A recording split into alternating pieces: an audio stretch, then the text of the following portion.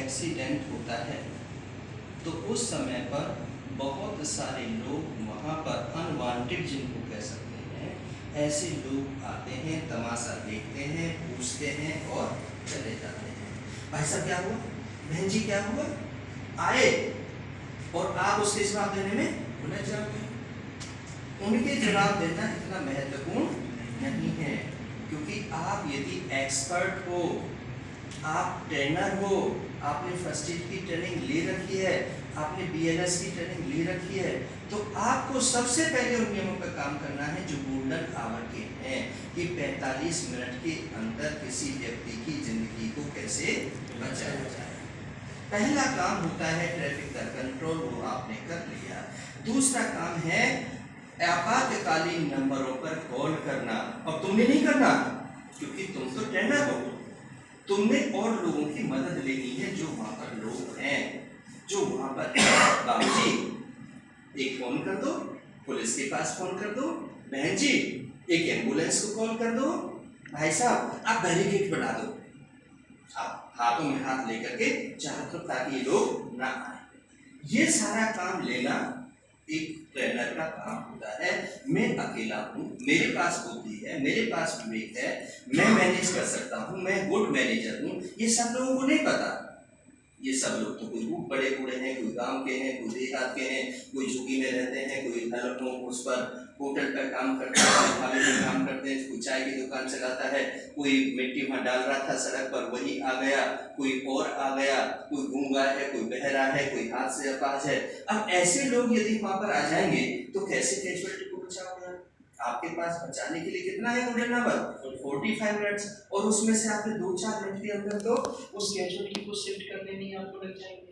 तो सबसे पहले आपने अटेंटिव माइंड से ध्यान देना है कि पहले मैं जिसको भी काम दे रहा हूँ, मैंने किसी बहन जी को कहा, नीले सूट वाली बहन जी आप जरा एम्बुलेंस को कॉल कर दीजिए और एम्बुलेंस को कॉल करके मुझे बता दीजिए। आप अब वो देखा आपने कि नीले सूट वाले बहन जी पढ़ी लिखी दिखाई नहीं पड़ रही, देहाती से दिखाई पड़ रही है, लेकिन मदद किससे लूं?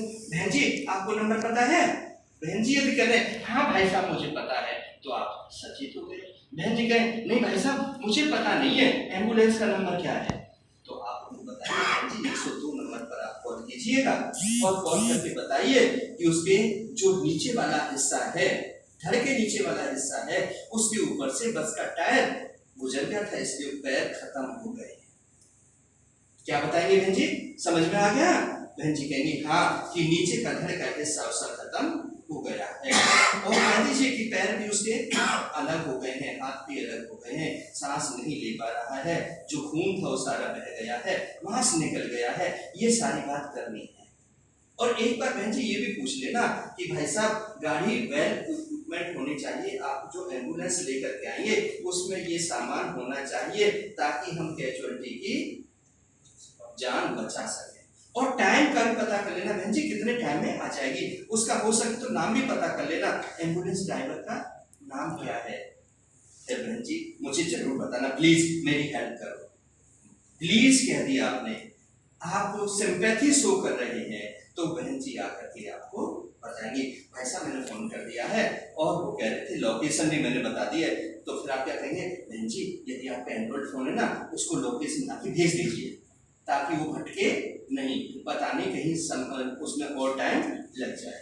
ये सारी चीज जब आप बता देते हैं, लोकेशन भेज देते हैं, और जब वो एम्बुलेंस आ जाती है तो बहन जी जरा इनसे बात कीजिए, इसने दारू तो नहीं पी रखी, एल्कोहल ड्रिंकर तो नहीं है, टायरों में हवा है या गाड़ी में पेट्रोल है डीजल है, कहीं ऐसा ना हो कि हम इसको ट्रांसपोर्ट करें और रास्ते में ही कहीं गाड़ी बंद हो जाए, कहीं पुरानी खटारा गाड़ी तो नहीं है।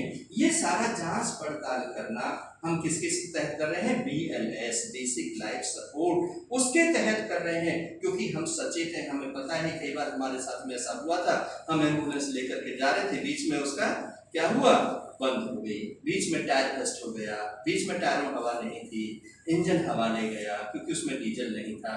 तो ये सारी चीज परेशानी जब आती है तो उसकी किसी का घर उजड़ जाता है, किसी के घर का दीपक बुझ जाता है, क्योंकि हमने जो बचाना था गोल्डन आवर में, हमने जो अस्पताल पहुंचाना था, हम तो यही लेकर के चल रहे थे कि 10 किलोमीटर यहाँ से अस्पताल है, 10 किलोमीटर में हमें 10 मिनट लग जाएंगे, 20 मिनट लग जाएंगे ज़्यादा से ज़्यादा।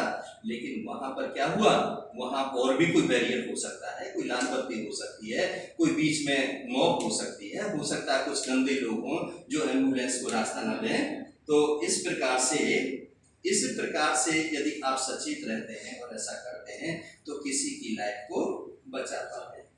तो मदद करने के लिए सबसे पहले आपने जागरूकता का परिचय देना होता है, कैसे और लोगों से काम लेना है।